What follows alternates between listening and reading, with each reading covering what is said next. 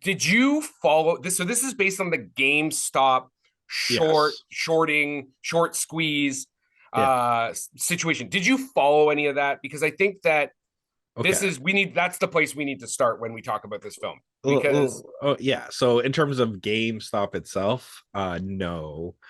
Like I knew about it and everything like that, but I'm more like America Ferrera's character, where you're holding a bunch of stock that's not worth I'm anything. still holding my AMC stock. You might as well just fucking hold it because, like I told my wife, I don't actually lose the money that I lost until I sell it. That's right. So I'm like, until I sell it, I haven't actually lost any money.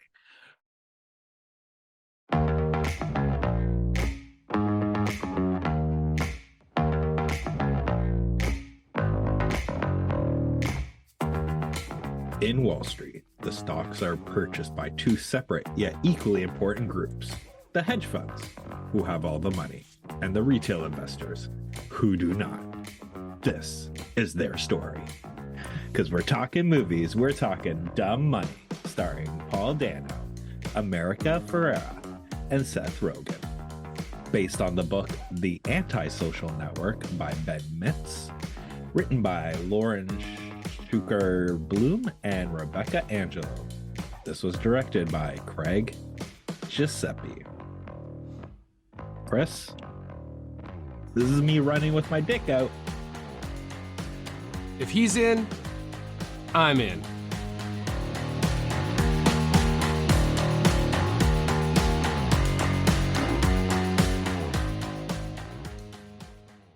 Hey, everybody, and welcome to this week's episode of How'd You Like That Movie? And we're talking about the kind of money I would have if I had any. Dumb money. Scott, take us away.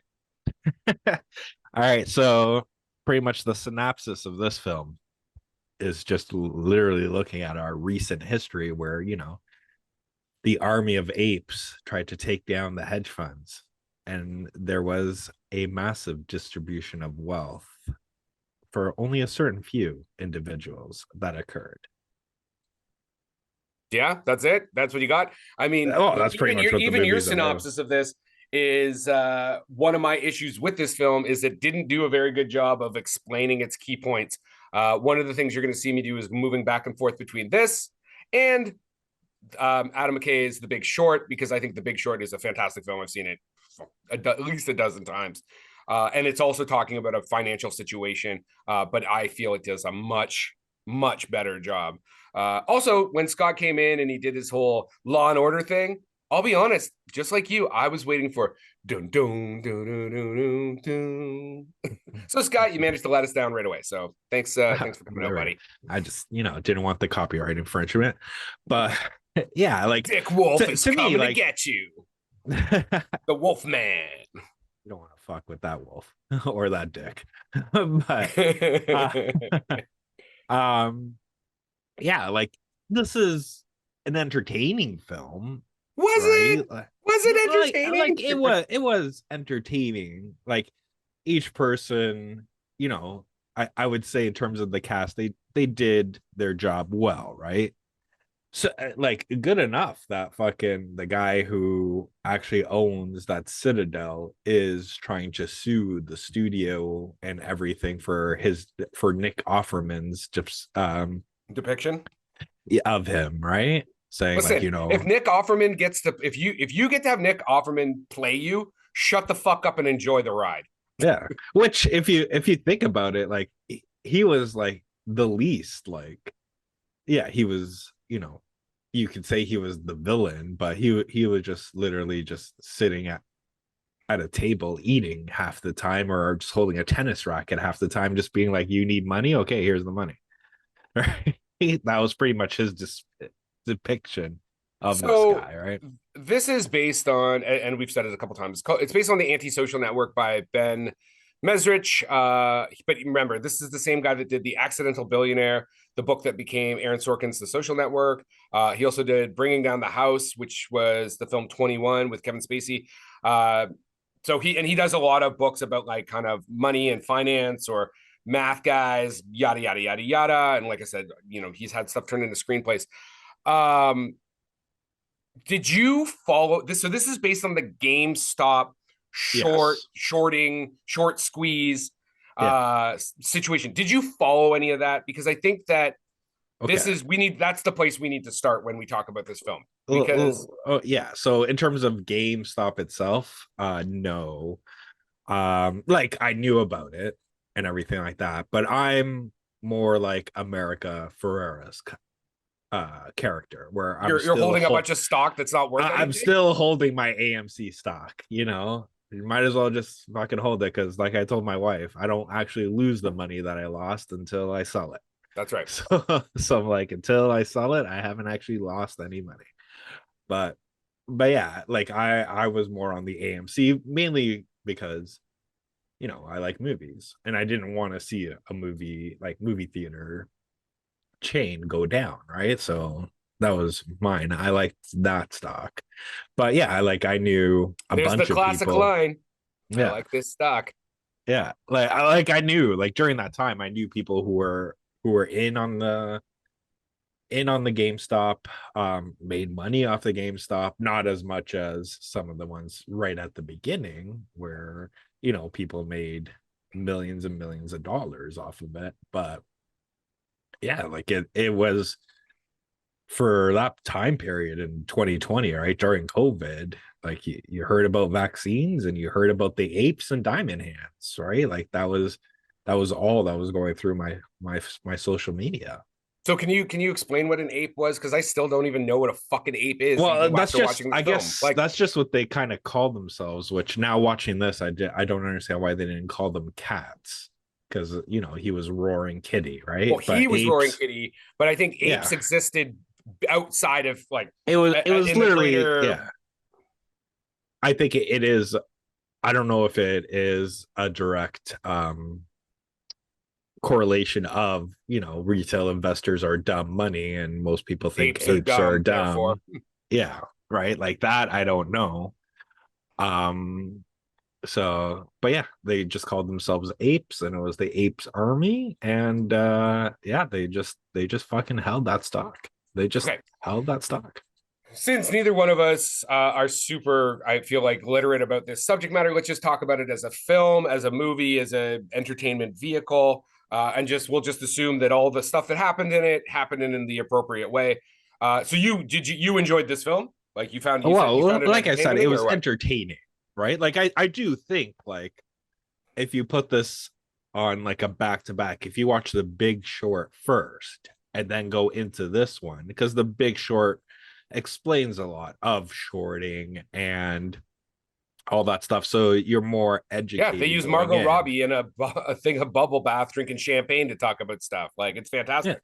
Yeah, and that's what I'm saying. Like, and then you kind of realize it more. Like, yes, they didn't really explain much in terms of, like, they didn't really dumb it down for the audience. They just assumed you knew what they were doing. You knew they were shorting stocks, and why they were shorting stocks, and how he was losing the money he was losing, or making the money they were making, right? They didn't really cater to the uneducated in terms of, not dumbing it down, but even having some exposition in terms of, okay, this is why I'm doing it, or I'm doing this for this kind of thing, right? Which I think right away is a problem. Like, you're going to be talking about kind of some very inside information. Again, unless you're in that world, even the online version of this trading world, like, you need to explain some of these terms, or else they don't mean anything to your audience. So your audience there's a bunch of like language being used, and the audience can't get invested in the story because they're being kind of held out by this language barrier. Yeah. And Well, that's why the and Big Short, that's, that's why McKay's Big Short goes through so many, like, it actually even opens with the idea that this language is designed so that you don't question it, because Wall Street wants you to sit down, shut the fuck up, and leave them alone. So they start with that premise, then they break that premise down, and then they use it on top of, like, it's almost like using it as a B and C and D story, because it gives you a break from the action. It's like, here to talk about blah blah blah, Selena Gomez and professor of economics, and so you get these nice breaks. And I'm not suggesting this film should have used that template, but because The Big Short explains the principles, when you get back into the story, you're like, great, I know where we're at and I know what's happening. You know what I mean?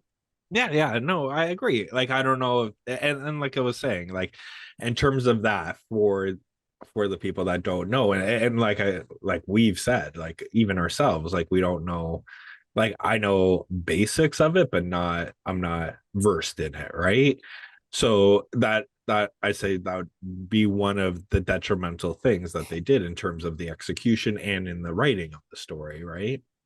Like, you could have done it couple different ways. You could have had, like, this could have been the fucking stock market Oppenheimer, where you're just going with that congressional meeting and going back and forth through it, right?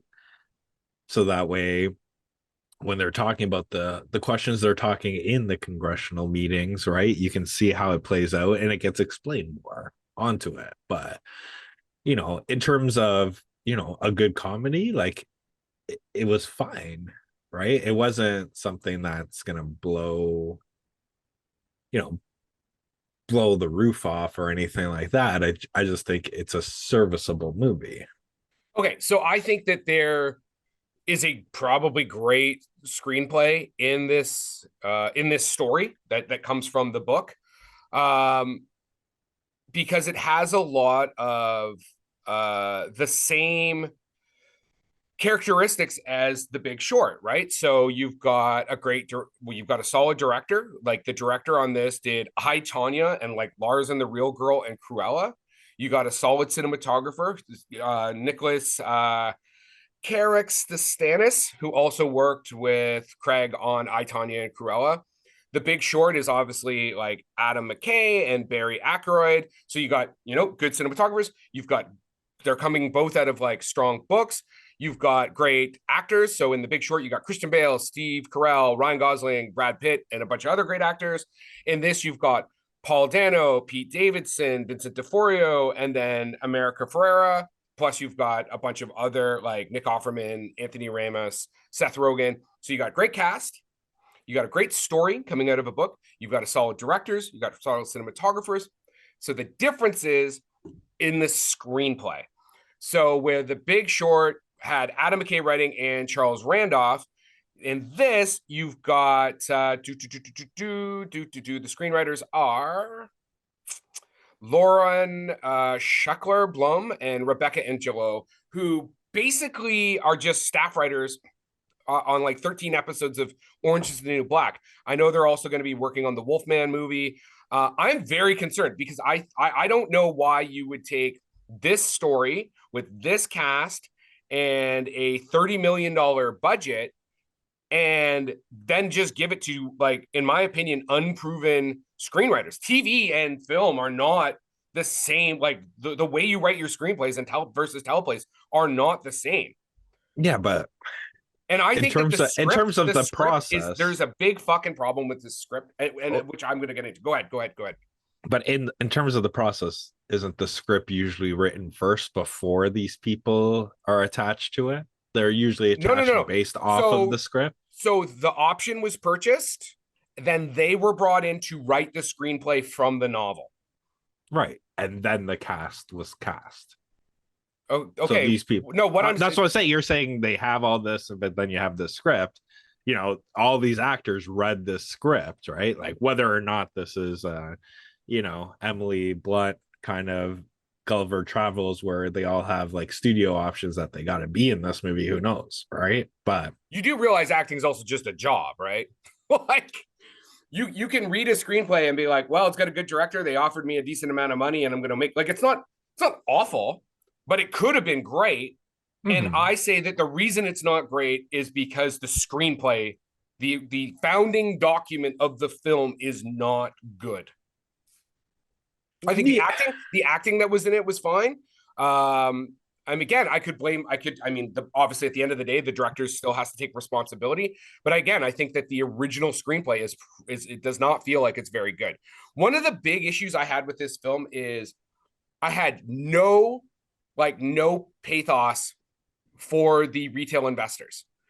And I understand what they're trying to do. They're trying to show that all of us are into this together. So if we all have diamond hands and hold forever, we can break one of these or, more of these hedge funds and like David versus Goliath, yada, yada, yada. So I get what they were trying to say, but all it came across in the film was stupid and greedy. It's like when you have like negative money in the bank and you could cash in and get 600 grand, or doesn't matter what the number is, just fucking do that. Or there needs, and I don't know how you fix this, but as I watch this film, I was like, you people are just fucking stupid. Like this is more money than you will ever see in your fucking entire life. You should probably just fucking settle up, take your money, and be victorious. And so that's up to the screen, the filmmaker and the screenplay in order to, if you want to tell that story, you need to tell it in a way where your protagonists are the protagonists, not just the literal dumb money. I just felt it was stupid most of the time. Yeah, I agree. Like, I think in terms, like they did in terms of like Paul Dano's character and his family life, like they did a good job with that. But okay, all these, no, I want to talk about it because you have like a similar family life. You're like a professional, and then there's your wife, and you have your kids and stuff. I sleep in a racing car. Do you? I sleep in a big bed with my wife. Scott, seriously, if you fucking called me up and you're like, I'm sitting on $45 million and my wife is like, okay with this, I'd be like, you guys both need to give your fucking heads a shake. yes, You know what I mean? Like, that's a fucking stupid decision. Yeah, what I'm saying is, like, in terms I think your wife would tell you you're a fucking idiot too. Yeah. Gator don't play no shit. You feel me? Gator never been about that. Never been about playing no shit. But what I'm saying is, like, in terms of his dynamic and his life, it was invested a lot. Like, but I'm agreeing with what you're saying. Like America Ferrera's character, where she's the nurse, but constantly in debt, right? Like you don't get invested in her character, right? Anthony Ramos's character, who works at GameStop and buying the stock or whatever, like you don't get invested in any of these people, right? The other one that I had not issue with, but like the two college people, right? Who I don't know, it's 2020. I'm pretty sure to women who are attracted to each other can don't have to hide in their college anymore, that they're attracted to each other and want to be with each other when they're I mean, it is in the US. I don't know, like every country's got different. I mean, even here in Canada, depending on where you are, I'm not going to go out on a limb and say that there's any issue with that part of the story. Maybe they did, maybe they don't. I don't know. But anyway, keep going. Right, but that's the thing, right? Like you get, like, you dip your toe in the water with each one of these characters, right? But you don't really see their motivations, and half the time it's them being talked to by their family members, literally saying what you're saying. Like, you have all this money, fucking sell, right?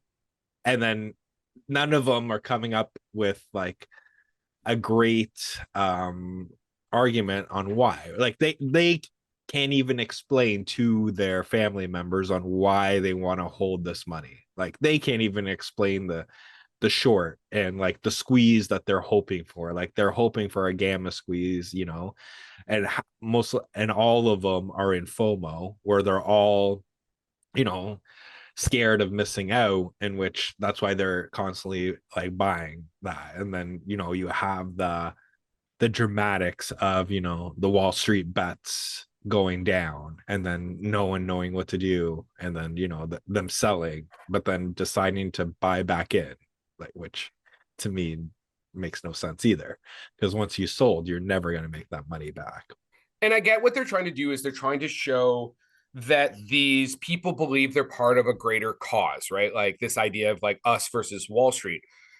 I mean, is that really? Because maybe the real story is greed. Instead of trying to show them as these like people involved in something greater than themselves, you need to show it for what it was, which was greed. Had 10 more pockets put on me pants, cause I think I hear a money avalanche.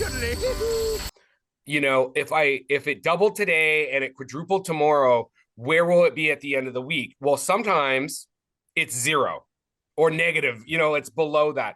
And maybe just showing like people more in their just like greed motivation and not even trying to show the like working class hero. Or you need to tell that story better because, like I said, it just comes across as you people are fucking stupid. Seriously, like you're like can barely pay your bills and you're sitting on $500,000. You get the fuck out. Like you get the fuck out. So again, not knowing the actual ins and outs of the real story, I would like to know what people's fucking bullshit rationales were for not selling sooner. Well, it was the promise of the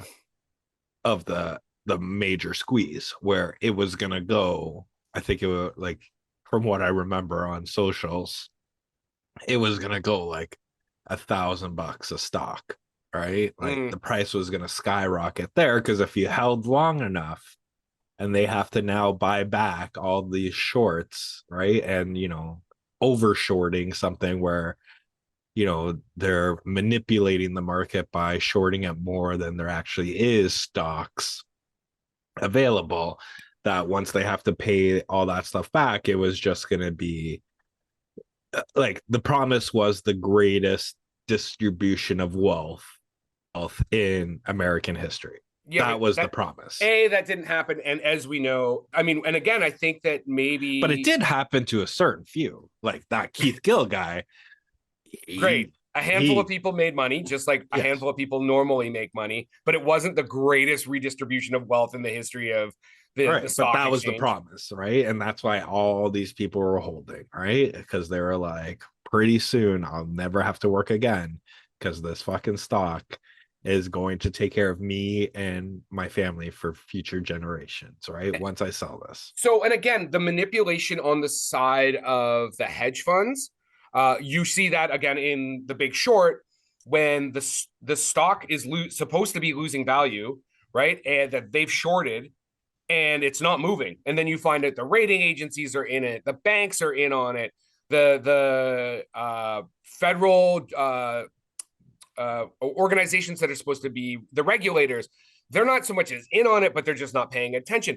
Because The Big Short shows you all that, you actually see why things are not moving in the direction they want. So I also wish this film would have spent more time on that because it happens very quickly. I would have liked to see more of those backroom conversations or something.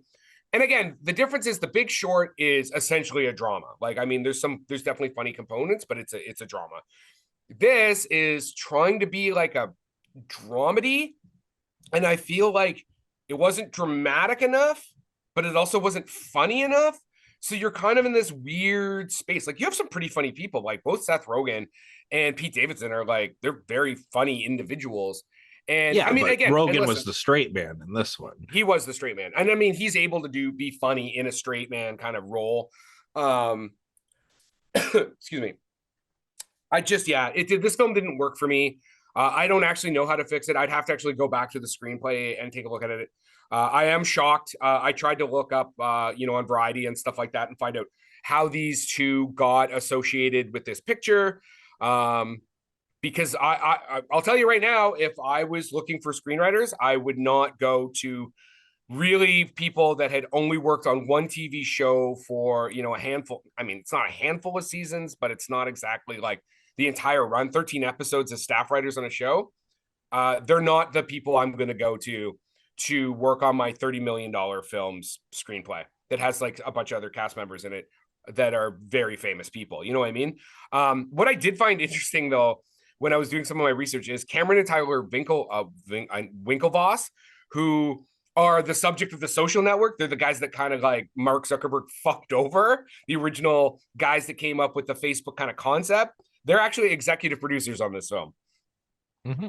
They're big crypto bros, supposedly, too. So, oh yeah, they made a shit ton on Bitcoin, from what I heard. They're like the first crypto billionaires off of nice. it. Good for them. Rich guys getting richer. So, I mean, this thing's got I'm shocked. It's got an 84 from the critics, got an 85 from the audience. I mean, I guess maybe the people watching this are people that lost their fucking money with their, ooh, my diamond hands. I hear you. Do you got anything else you want to say? Like I said, Odie Henderson from the Boston Globe. I don't 100% agree with this statement, but it's in the realm. I could barely keep my eyes open during this unfunny snoozer, packed as a wannabe heir to Adam McKay's 2015 film, The Big Short. It's two different films. So Yeah, one's good and one is not good.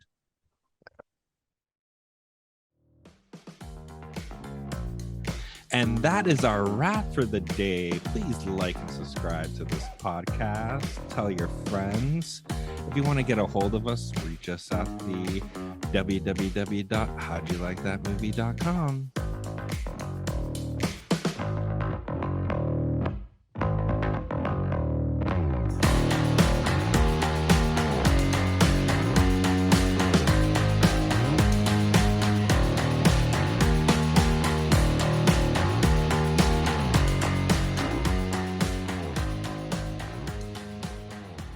Okay, so what the audience needs to do here is they just need to go on our Apple page.